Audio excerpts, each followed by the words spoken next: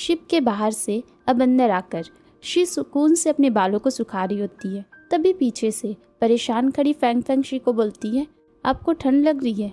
She Fang Fang की तरफ मुड़कर उसको समझाते हुए कहती है, नहीं चिंता मत करो, मुझे ठंड नहीं लग रही है। और उसी वक्त उस रूम के दरवाजे को कोई खटखटाते हुए बोलता है, हेलो, मैं इस क्रूज फेस्टिवल का ऑर्गेनाइजर हूँ। मैंने सुना कि आप गलती से पानी में गिर गए थे, इसलिए मैं आपसे माफ़ी मांगने आया हूँ। फिर जैसे ही दरवाज़ा खुलता है और हम देखते हैं वो कोई और नहीं कोंगशान के डैड थे। वो अंदर आते ही कहते, मैं कोंग जेंग हूँ, आज क्रूज शिप की फैसिलिटीज़ की सेफ्टी के बारे में बात करनी थी। वो इतना बोलते ही हैं कि शी उनकी तरफ मुड़कर उनको हेलो कहती है। चूँकि शी का चेहरा अभी तक दूसरी तरफ था, वो शी को देख नहीं पाए थे। और फिर जैसे ही शी उनकी तरफ मुड़ी, शी को देखकर उनको पसीना आ जाता है। वो एकदम हैरत से शी को देखकर बोलते हैं, तुम। इधर शी अपने चेहरे पर हाथ रख के सोच रही होती है, क्या मेरे चेहरे पर कुछ अजीब है जिसने कोंग जेंग को डरा दिया। बीच में खड़ी फैंग फैंग भी कंफ्यूज थी, ये हो क्या रहा है। अब कोंगशान के डैड फिर से घबराते हुए शी से पूछते हैं, तुम कौन हो। शी भी हैरत से जवाब देती है, मेरा नाम टांगशी है, मैं इस बार सुचू की फीमेल कंपेनियन बनकर आई हूँ। वो अटकते अटकते पूछते हैं, क्या तुम्हारे इस दुनिया में कोई और भाई बहन है। शी जवाब में कहती है, नहीं। कोंगशान के डैड बोलते हैं, मिस टांग, मेरा मतलब आपको नाराज़ करना नहीं है, मैं बस ये पूछना चाहता था, क्या आपका कोई बड़ा भाई है। शी सोच में पड़ जाती है, भाई। फिर शी उनको थोड़ी सख्ती से जवाब देती है, मिस्टर कोंग, ये सवाल मेरे पर्सनल मामले हैं और मेरे पास आपको बताने का कोई कारण नहीं है। फिर वो डरते हुए बोलते हैं, मुझे माफ़ कर दीजिए, क्योंकि आप इस बारे में बात नहीं करना चाहते तो भूल जाइए कि मैंने आपसे कुछ पूछा था। इसी बीच में एक गार्ड आ जाता है और वहाँ पे कुछ रखता है। तभी पीछे से कोंगशान के डैड बोलते हैं, ये मिस टांग के लिए एक छोटी सी भरपाई है। क्रूज शिप पर जो कुछ भी हुआ उसके जिम्मेदार सिर्फ हम हैं। हमें उम्मीद है कि हमारी इस गलती के लिए आप हमें माफ़ कर देंगी।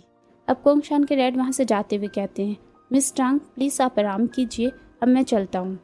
उनके जाते ही शी एक सुकून की सांस लेती है, शुक्र है वो चले गए। तभी फैंग फैंग शी से पूछती है, क्या आप और कोंग परिवार के जो हेड है एक दूसरे को पहले से जानते हैं। शी बोलती है, नहीं, हम एक दूसरे को नहीं जानते। अब शी को भी ये बात सोचने पर मजबूर कर देती है, लेकिन जिस तरह से कोंग फैमिली के हेड ने अभी रिएक्ट किया है, मुझे लगता है कि ये मुझे पहचानते हैं। इसके बाद सीन शिफ्ट होता है। सुबह के 3 बज रहे होते हैं और हम देखते हैं शी दौड़ते हुए कहीं जा रही होती है और फिर स्टोरेज रूम पहुंचकर फ्लैश लाइट की हेल्प से कुछ ढूंढ रही होती है। वो यहीं पर होना चाहिए। उसी वक्त शी को पीछे से कोई आवाज़ सुनाई देती है और तुरंत शी अपनी फ्लैश लाइट को उस तरफ घुमाती है तो वो बॉय था। बॉय शी को यहाँ पर देखकर पूछता है, तुम यहाँ क्या कर रही हो, क्या तुम रेलिंग का वो हिस्सा ढूंढ रही हो। शी चौंकते हुए पूछती है, क्या तुम जानते हो। अब बॉय कहता है, मुझे पता है, उस रेलिंग के बीच में जो कट लगा हुआ था वो एक नॉर्मल टूट फूट जैसा नहीं दिखता, उसे पहले ही काट दिया गया था, इसलिए वो ज़्यादा वजन नहीं सह सकी। शी बॉय को इस तरह देखकर मन में ही बोलती है, क्या इसने भी नोटिस किया।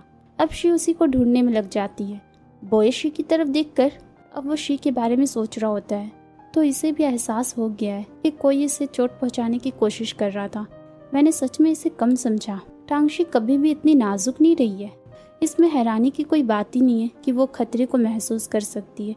तभी शी बॉय से पूछती है, तुम्हें वो मिला क्या।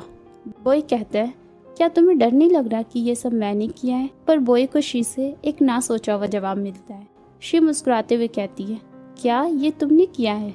तुम जो मुझे नुकसान पहुंचाते हो वो हमेशा एक सीधा और जानलेवा वार होता है, ना कि इस तरह का छुपा हुआ और घिनौना तरीका जो कि आज इस्तेमाल किया गया है।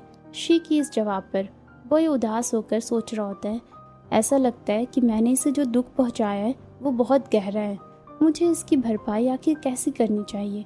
इसके बाद बॉय शी को फ़ोन पर उस रेलिंग की एक इमेज दिखाते हुए कहता है, मैंने उस रेलिंग की फ़ोटोज़ ले ली थी, तुम कंपेयर करके देख सकती हो। उस इमेज को देखकर शी सोचती है, अच्छी बात है कि इसके पास एक बैकअप है, वरना अभी इस कट को कंपेयर करने का कोई तरीका ही नहीं होता। इस बार इसने सच में मेरी मदद की। शी ये सब सोच ही रही होती है। उसी वक्त लकीली शी को रेलिंग का वो हिस्सा दिख जाता है। शी कहती है, लगता है मुझे ये मिल गया।